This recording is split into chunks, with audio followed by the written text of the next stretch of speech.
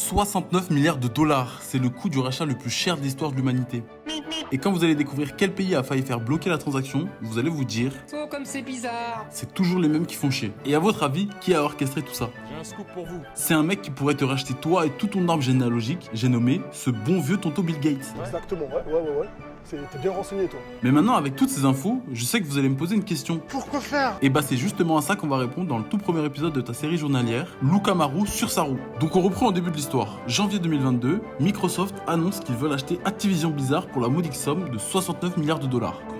En gros, du jour au lendemain, Call of Duty, World of Warcraft et Overwatch appartiennent à Microsoft, donc à Xbox. C'est Sony qui devait être content. Et optionnellement Candy Crush, parce que oui, dans Activision Blizzard, il y a aussi King. Vous savez, King, le développeur du jeu qui fait dépenser des fortunes à toutes les daronnes bloquées dans le métro le matin. Mais du coup, Pourquoi faire? tout simplement parce que Microsoft veut devenir le Netflix du jeu vidéo. Et pour ça, il faut des jeux forts dans son catalogue. Mais forcément, il y en a qui n'étaient pas d'accord. Sony ont accusé Microsoft de vouloir avoir le monopole. Mais MDR, vous allez rire. J'ai un scoop pour vous. Le dernier qu'il a fallu convaincre pour que le rachat se fasse, ça a été l'Angleterre. Bref, plus d'un an plus tard, en octobre 2023, le rachat est validé. Et depuis, pour le plus grand plaisir des joueurs, le dernier Call of Duty Black Ops 6 est sorti dans le Game Pass gratuitement dès le premier jour. Bref, si t'as kiffé cette histoire et que t'en veux d'autres, abonne-toi et commente un emoji gorille en commentaire et on se donne rendez-vous à mon prochain trajet.